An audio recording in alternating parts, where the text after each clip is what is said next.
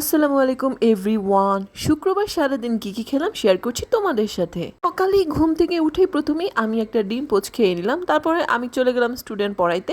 ওইখানে আমি একটা বিস্কিট খেয়ে নিলাম।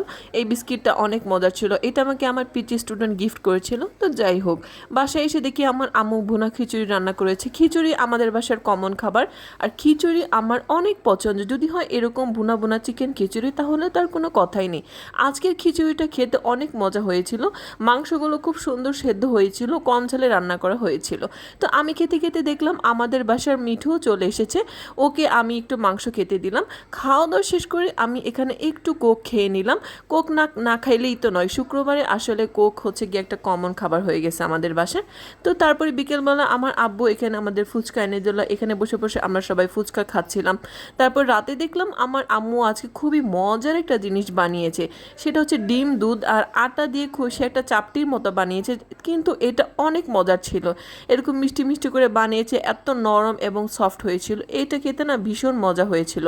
আর আম্মু এটা বানিয়ে নিয়ে নিজে থেকে বলছিল, ধরো একটু ভিডিও করো, তুমি না ইউটিউবে ভিডিও দাও। Thanks for watching.